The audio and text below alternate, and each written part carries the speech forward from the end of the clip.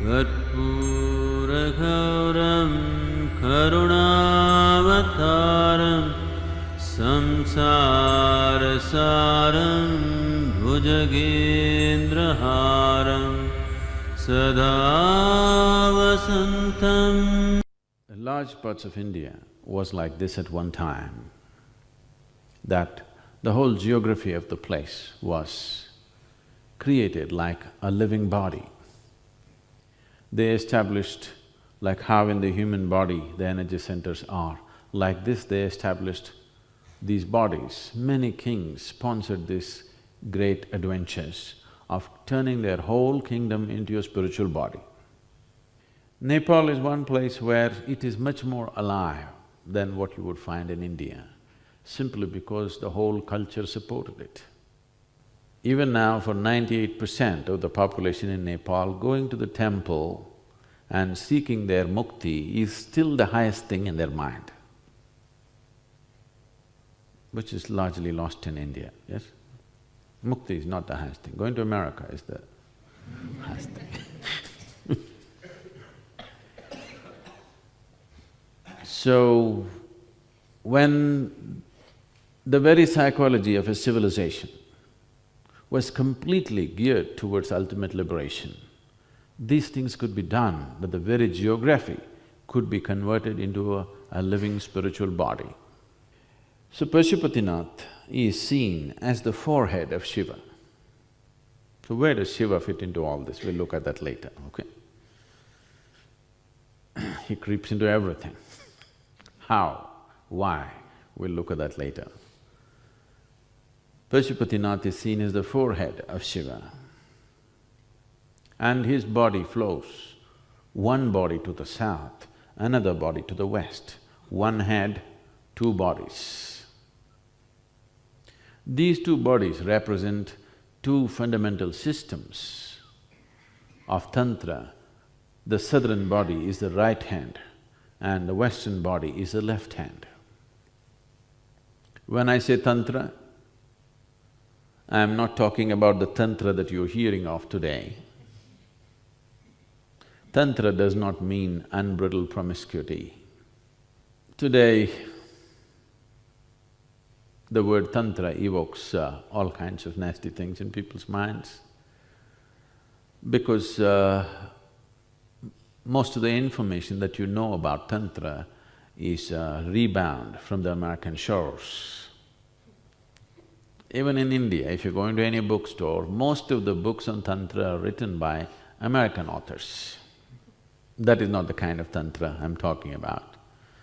Tantra means a technique or a knowledge or a certain technology of being able to unmake life and make life again.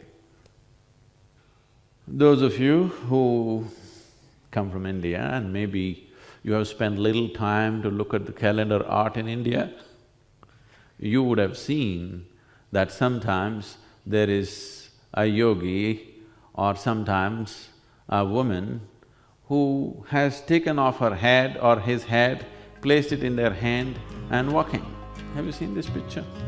So this basic tantric imagery is to tell you that this is about the mechanics of life, understanding this machine so perfectly that you can completely dismantle it and put it back. So based on this, and when I use the word Tantra, I want you to understand from this context, not from… In this context, they created two tantric bodies with one head. The forehead is here in Pashupatinath. The Sahasrar, the top of the head, is in Kalpanath. What is above is in the Muktinath. What is beyond is Kailash. Sadhguru, you have mentioned that at one time, Nepal itself was consecrated as a full energy body. How was this used by the people for spiritual benefits? Are such things possible today? And can the whole planet be energized? What was the energy body, I'm sorry? Nepal was consecrated. Oh, okay, the Nepal, okay. This is a tremendous experiment a successful experiment that certain beings or a group of beings of phenomenal caliber created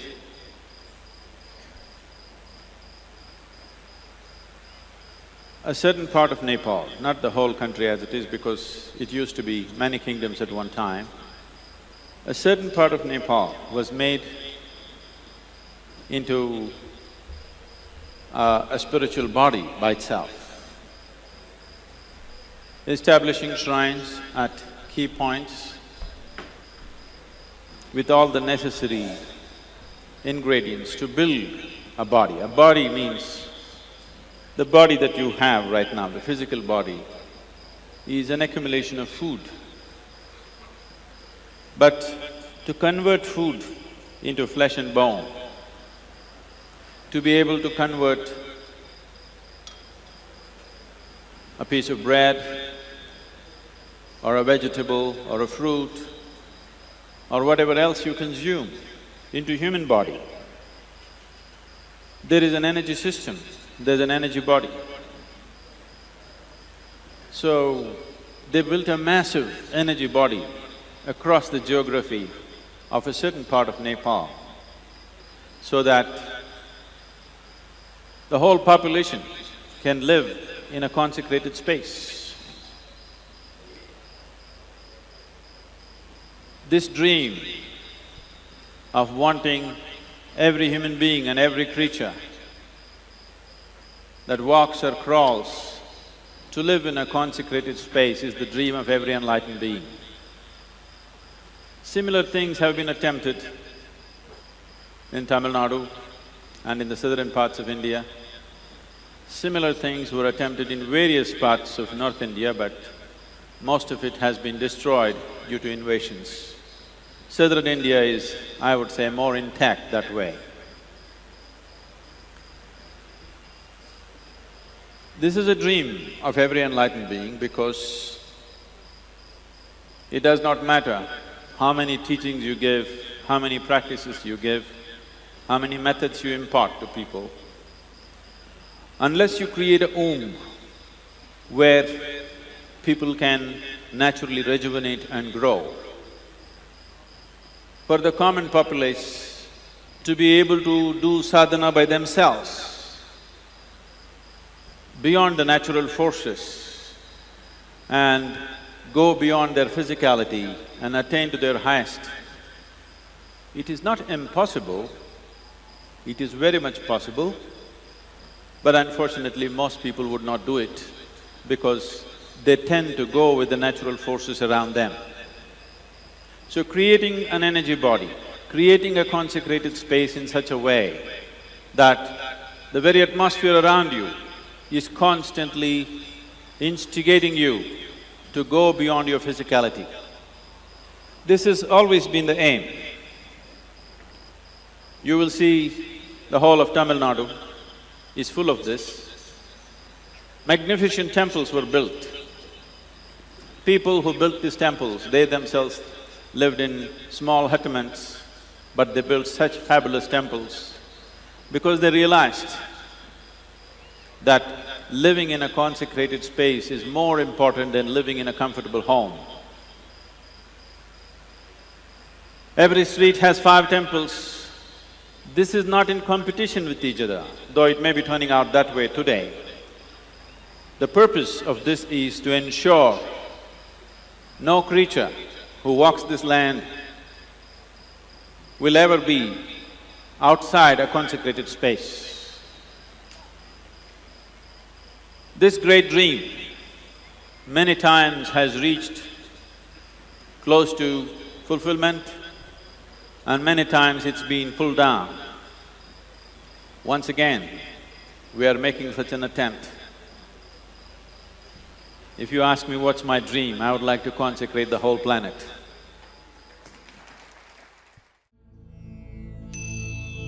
எல்லாருக்கும் வரமளித்த வாழ்வே என் சத்குருவே, கண்ணே கருத்தே கருத்திலுறும் நற்கனியே விண்ணே ஒளியில் நின்ற விளைவே என் சத்குருவே